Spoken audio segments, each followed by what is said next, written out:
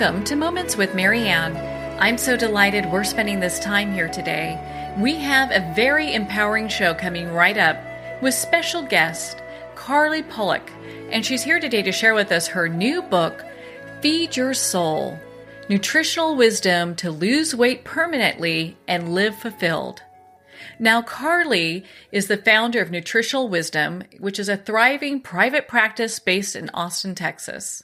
She's a certified clinical nutritionist with a master's degree in holistic nutrition.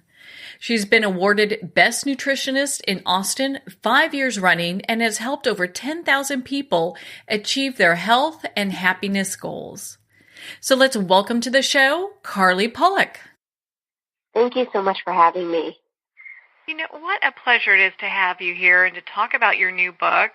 And, I've got to ask you, what inspired you to write this book?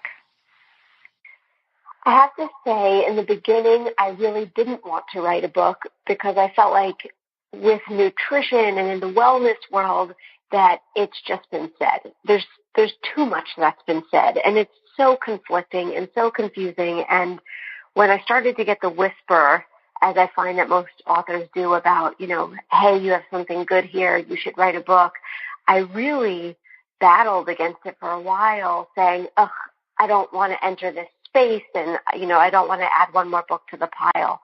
But, as I continued to think about how different my message was from everything out there, I realized the exact reason why I didn't want to write a book is why I really needed to. Well, I'm glad that you did, because it does kind of shift through some of the things that people get really confused on, especially when we talk about nutrition and diet and health. But before we get too far down the road, you start your book off about this chapter about retraining our brain, and I was real impressed with that. And why did you choose to start the book that way? I feel like when it comes to any behavior you have in life where you're trying to improve yourself and become a better version of yourself, the work is 90% in your brain and 10% the logistics of what you actually have to do. When it comes to dieting, people become obsessed with the logistics. Eat this, don't eat that. This is how you move your body. All of the behavior modifications that we need to do in order to lose weight and feel great, but we tend to ignore the part that's driving the entire bus, which is the mind. Well, and I know further in your book you talk about creating a new narrative. So what does that mean? We all have a narrative that voice in the head, that continuous narrative in our mind that's going all day long. And some of us are aware enough to recognize that voice is not exactly who we are, but we don't really know how to control it. And some of us are so identified with the narrative or the voice that we actually don't even know it's there, and it's unconsciously driving every behavior that we have. For me, there was a big shift when I realized that I could control my own narrative. So instead of my old narrative, which is, I'll never lose the weight, why is this so hard for me and easy for other people? Or one of my old narratives was, well, I'm just a foodie, I love food, and you can't be a foodie and love food and also be in the best shape of your life at the same time. All of those old stories that I had, when I realized, hey, I can control these, I can change these, that's when I really started to make physical changes. That's so empowering, because it lets people know that regardless where you're at, it's something that's doable, but, I love how you're starting with the inner work on that. You have to start from within and let it rise to the surface. I've never seen a client be successful doing it the other way, dieting and counting calories and working on the outer piece in order to ultimately be happy within. I've just never seen it work that way. And if the end goal of all goals is to be happy, meaning the only reason why we want to be healthier is because we believe in being healthier or thinner or stronger, that we will have life experience that makes us happier. And so if that is the end goal, I say let's work on that piece, not necessarily first, where we get happy and eat whatever we want and then decide to be on a diet, but in tandem, that we work on our narrative and our mind and our deep spiritual path as it relates to food at the same time that we're making changes in our day-to-day behaviors. That is so true, because, I mean, if we can't, fix, or at least work on, because fix is kind of a big word, but, work on the things that are holding us back. I mean, you can do the diet, I would think, and then it will come back. There's only two reasons why we eat. We eat for physical hunger because our body requires the nutrition to keep going. And then we eat to shift or up-level an emotion. Shift an emotion, meaning we feel some sort of emotion that's uncomfortable and we eat to shift it. Or up-level, a lot of the time we feel a positive emotion and then we want to celebrate and with food and up-level that emotion, because the mind is always looking for more. So even when we're happy, the mind says, "Ooh, how can I make this better? How can I be happier?" It's kind of like when we buy a shirt that we love and we could be just really excited about that one shirt, but the mind says, "I should get this in a different color. How can I get this? How can I make this even better?" And so we use food to not only shift an emotion, but up-level it. And it sounds pretty simple. Oh, there's only two reasons why we eat. But you and I know that there are hundreds of different emotions that a human being is capable of feeling. So at times it feels like we're eating for 100 different reasons, whether it's boredom or, depression, anxiety. We have to address our emotional state in order to really get a handle on our food, to the point where, and I know that everybody wants this to be the goal, that when we wake up in the morning, we have an authentic desire to do the right thing for our body. And I really am so passionate about that point, because I've had so many diets where I do them out of fear.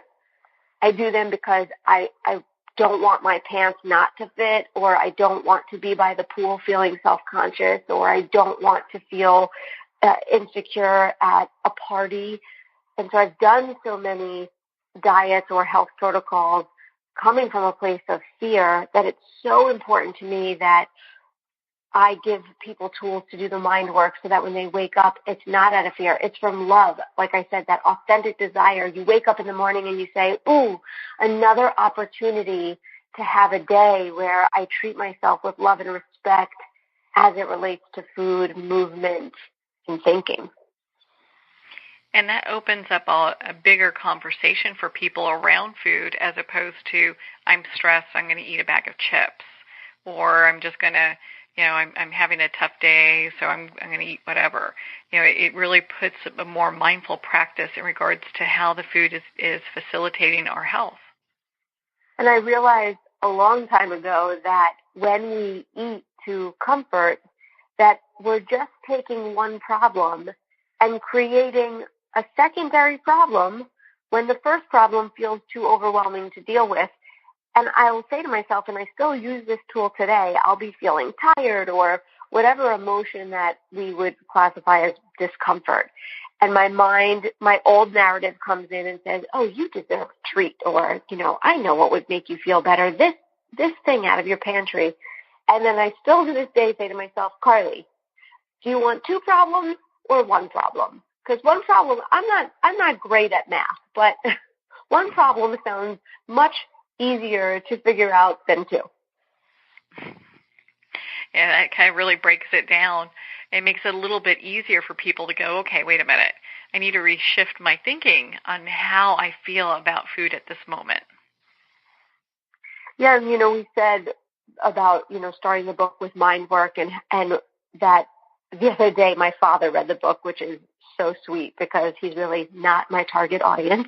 But he read the book and he said, "I'm really surprised because I thought this was going to be a diet book, and this is really a mind book. This is really a spiritual book about food." And it was, of course, adorable to hear my, 78-year-old father have this epiphany. But it's true that we have to do the mind work around food instead of looking at it as, just that singular behavior. Hey, I emotionally eat, or I have these bad behaviors around food. What I love about this perspective of eating is then it allows us to learn so much more about ourselves on a deeper level through the lens of our behaviors with food. I always say that our plate is a reflection of our inner state. So, we're used to learning deeply about ourselves through our spiritual path and through our behaviors with our relationships with others, or, through our specific day-to-day experiences. And I'm saying your plate is a fantastic place to look at your spiritual relationship, not only to food, but to yourself, how worthy you feel you are, your own narrative. And I think it's a place that people just skip over. Yeah. Well, and you touched on something I'd love for you to kind of expand on a little bit more. You talked about our plate being a reflection, so it's a reflection of what? So I say that our plate is a reflection of our inner state. In the book, I talk about something I call food karma, which is, we know with karma that like attracts like, and what we put out comes back. And food karma to me is what our emotional state is, that vibration of wherever we are emotionally is the type of food we attract. So think about when you're feeling depressed, or you're PMSing, or you're feeling anxious, the type of foods that you crave are really a vibrational match to the way you feel. When I leave yoga class and I've just had this fantastic yoga session, I don't say to myself, let me go get some fried chicken and a bucket of fries. I say, oh, I'd love a smoothie. I'd love some salad. I'm a vibrational match to what I would call high vibration foods, which are foods that rot and spoil and give us life and give us vitality. I never liked the idea that in our language and our culture, in the American culture, we call comfort foods, we call foods that are heavy, laden with, trans fat and fried and super uncomfortable for us. We call them comfort foods. And I'd like to see one person who eats comfort foods and then feels physically comfortable after eating them. And I know it's just a play on words, but words carry so much power. Imagine if we called these foods uncomfort foods or discomfort foods, that I would say to you, oh man, I'm really feeling really anxious. I have an idea. Let's go eat foods that are going to make me feel worse. It would be really hard for us to go and engage in that behavior if we call the thing a thing, versus really looking at foods as a way to nourish the body and can create comfort, meaning if I'm feeling really uncomfortable and I eat healthy foods, that would ultimately make me feel more comfortable in my body. So when I say our plate is a reflection of our inner state, I mean that we crave the foods that will make us feel the way that we're currently feeling in our daily emotional state. That is so true. And when people really look at it that way, it really does shift everything. Yeah, it does. It's a big game changer when we start to look at foods through the lens of spirituality and to me what that means, because I think, that word is thrown around so often today, is letting them teach us something deeper than what it appears at the surface, to allow us to live a more meaningful, more aware existence and day-to-day experience. Well, and on that note, you talk about like the diet word as well, and there's so much confusion out there of what to eat, what not to eat, what to stay away from. So how can people cut through all that chatter and find the path that works for them? Well, part of why there is so much chatter is because what I find that happens is someone will try a diet. Let's just say it's the paleo diet, and it will work wonders for them. And then they say, okay, this worked for me. This must work for everybody. And they write a book, or they go and find research that supports their idea. And we know that, you can always find research that supports whatever idea, whether it's vegan, paleo. And that's why you have so much conflicting information, because there's always going to be some data that sways in the way of what we're trying to prove. And, so we know that there's confusion because no one diet works for everyone all of the time. And I commit an entire chapter to the book to helping teach people how to find their unique diet by listening to the body's response to certain foods that they eat. And, people are so confused by me because we all want to put other people in a box. Oh, she's paleo. Oh, she's vegan. Oh, she, does the Atkins diet. And sometimes I eat a vegan meal, and sometimes I eat grass-fed filet mignon on the grill. And people are just so confused going, Carly, what is your diet? And I'm really on the Carly diet, for lack of a better term. I have a feedback communication system within my body that tells me what works and doesn't work. And each of us have this. It's just that we've never learned the body's communication. The body communicates in symptoms or lack thereof. So if I eat a meal and after I feel bloated, I'm burping, I'm craving sweets, my energy tanks, and I'm, finished my meal and I'm kind of staring off into the corner, these are all the way that your body, that's the body's language for, hey, this food works and is medicine, or hey, this food doesn't work and is not good for you.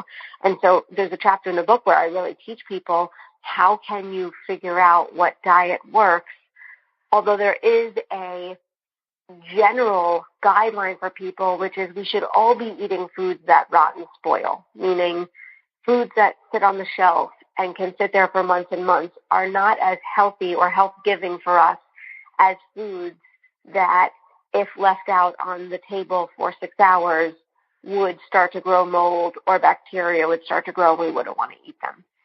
Mm-hmm. It's interesting. I can kind of hear people going, well, wait a minute.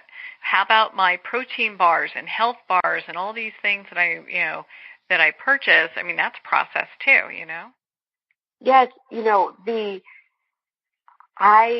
I believe in the energy principle of eating, which is that we as humans are just energy beings. We're a bunch of molecules bouncing off each other. And these energetic beings, the way energy works is that we need to continue to fuel our energy or else we would die. It's very much like a cell phone and the battery's running out, and unless you charge it, it will die and it won't come back on. If we are energy beings and we need that exchange of energy to live, we need to eat foods that also have energy. And foods that have energy will die, will rot and spoil. So you have an avocado, which, will rot before our very eyes. We could actually watch it go bad if we took 5 minutes. And then you have, like you said, the energy bar that promises all of these vitamins and this many grams of protein, but it's in a plastic wrapper. And it doesn't need refrigeration, and it can last for 6 months to a year, maybe even longer, and still be, technically viable as a food. It makes a lot of logical sense that most of your diet would be to eat foods that rot and spoil, looking at your produce first. So we want to be very plant strong, lots of plants all the time, fruits and vegetables, and then looking at your meats and nuts and seeds and beans, which take a little longer to spoil, but absolutely will. It doesn't mean, and I just want to be very clear, that I don't ever eat foods that come in a box, because that's just unrealistic. And I eat gluten-free crackers, and there are absolutely foods that come in a box that are very neutral and are not necessarily not good for you. But I'm really challenging everyone listening today to think about the percentage of food that they eat that rots and spoils versus the food that comes in some sort of container.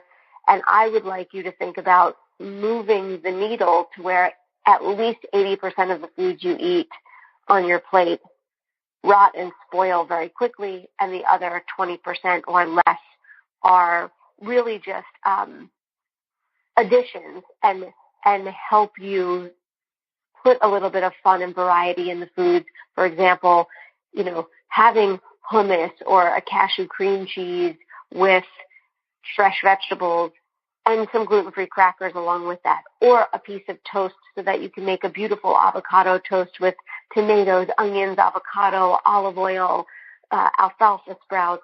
That's a beautiful meal. I wouldn't want someone to feel bad about that because there's a piece of bread in this scenario, but look at the ratio between foods that are unprocessed and come right from the earth and are alive versus foods that have to be processed in some way. Mm-hmm. That makes a lot of sense. And I think there's this whole movement now, too, which is kind of helping make it a little bit easier for people to eat this way. There's this whole movement, the Farmtotable, and it's been going on for a while. I mean, it's probably been going on since the 70s, but more so now you're seeing more restaurants do it, more people who are kind of looking for that kind of connection with their local farms. Yeah, it's fantastic. I mean, it makes me jealous of my grandparents and great-grandparents. When you think about it, they didn't have to go find the organic produce. It was just produce. They didn't have to go grab the grass-fed option or the wild-caught fish. It was just meat. They didn't have to worry that it was injected with hormones and antibiotics and fed corn and byproduct. And, for us today, we have to be such health detectives and food detectives, and we really have to go above and beyond and read labels. And there's so many chemicals and technology, basically, that has helped us in every other area of life, but has really done us a huge disservice when it comes to our food system. And you can see that we are starting to do this switch where we're getting back to how it always was, going to the farmer's market on the weekend, buying local produce, buying local animal protein from, your closest rancher, or even being able to buy it online. So I do love seeing that turnaround. It makes people who are really health focused seem less freakish in a way, because these things are becoming more available to us. Yeah, thank goodness, right? Yeah. Well, and in your book, you talk about this, really kind of finding out what our why is. And I'd love for you to expand on that, because I've been on yo-yo diets here and there my entire life. I think most women have at some point or another. And so when we look at, developing a why, I think that kind of changes a lot of stuff. Just notice what happens if you take a look into your past and look at and identify the times in your past where you were super gung-ho on a diet or any behavior change. You were meditating every day, or you were doing yoga, or whatever it was to increase your level of health. I can guarantee you that because this was consistent and you were having success, you had a lot of clarity. You had a very clear why, meaning you were extremely clear on what the outcome of this behavior was going to create for you, and you wanted it. And I joke in the book about there's no one more focused than a bride, right before her wedding. And, don't step in line of that woman trying to grab the last salad at Whole Foods, because she'll cut your neck off, because she's so focused. She has such a clear why. And then all of a sudden, the day after her wedding, she's eating whatever she wants and gaining the weight back because her why is no longer there. It's over. And I just even noticed for myself, I had a baby 9 months ago, and she has eczema. It's mild, but it's there, and it's enough to annoy her and absolutely worry me. And there is a specific diet that I can go on as a breastfeeding mom to help with her eczema. And you should see, talk about clarity. It's like things that I may have eaten before and said, oh, it's not a big deal.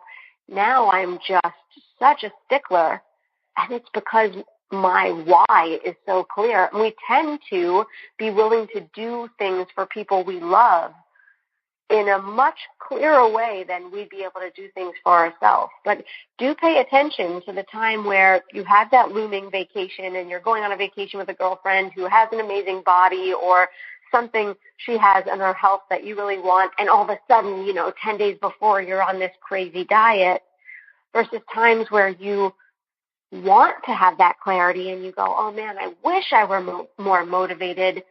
I want to want this, but I just can't seem to get myself there. And really, if I could sum up the book, that is the gift and tool that it gives readers is I teach you how to create such a strong desire for the things that you want but currently feel blocked on, that when you finish the book, there's really nothing stopping you from taking action and getting the help that you want and you deserve.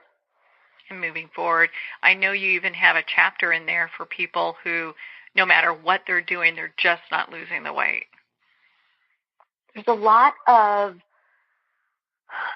reasons why people don't lose weight, and it's not just they're overeating or they're not exercising enough, even though those are two reasons and two common reasons why people aren't losing the weight. But in today's day, especially for women, men as well, but especially women, our hormones rule everything. And there are a lot of reasons why we may do a lot of the right things and not be able to burn stored fat as fuel. And I go over that as well, because I don't just want to go over all the mind work and have someone go, okay, I'm really clear, I'm going to do all this stuff, and then not get the reward they want, which might be weight loss, health, clear skin, amazing digestion, less anxiety, stress management. So I address that as well to make sure that you can get the reward if you put in the hard work. Yeah, and it's something that takes time to develop. It's not like it's going to happen in a week, right? We tend to underestimate how long it took us to put it on and overestimate, we want to get it off in a week, and it took us years to put on. I'm not saying it will take the same time to take it off as you put it on, because depending on your clarity and your behaviors, we can make rapid change. But yeah, the body, it takes time, and I'd rather it take a little longer time and it be permanent. When, if I've lost and gained, if I add up every 20 pounds that I've lost and gained, I'm sure I've lost and gained over 300 pounds. I'm not really interested in short-term change, that you can drop 10 pounds and feel great. I want to see you 2 years from now, and that 10 pounds is still off, and you tell me I don't feel like I'm on a diet. I really just wake up in the morning and I'm excited to do healthy things for myself, and I don't even remember that 10 pounds because I have no fear that it will ever come back, because I feel really confident and comfortable in this lifestyle. It's very doable, and I have a desire to do it. That permanent change is what I'm interested in. I think that's what many people are interested in, having that permanent change in that lifestyle where they're so empowered. And your book, Feed Your Soul, really talks about that. Carly, where can people connect with you and be part of your community? Well, I am very active on Instagram, and my name is carly-pollack. They can go to carly-pollack.com. I also have a private practice here in Austin, Texas. If people are interested in one-on-one coaching, that's nutritionalwisdom.com. And, if you go to carly-pollack.com, I've got a weekly blog, and you can sign up for the emails. My book, Feed Your Soul, is available on Amazon, Barnes & Noble, IndieBound, and so there's a lot of places where people can grab more wisdom. And connect with you there. Well, Carly, thank you so much for taking the time to be on the show with us here today. Thank you so much for having me and helping me to spread this really, really important message. Well, thank you, Carly. It's been such a pleasure to spend this time with you, and of course, to talk about your new book, Feed Your Soul, Nutritional Wisdom to Lose Weight Permanently and Live Fulfilled. If you're looking to connect with Carly, you can again at her website, carly-pollack.com, and her book, Feed Your Soul, is available at Amazon, Barnes & Noble, and all indie bookstores. Well, we're at the end of our time today. I would like to thank everyone for tuning in. You're listening to Moments with Marianne. And remember, make every moment count.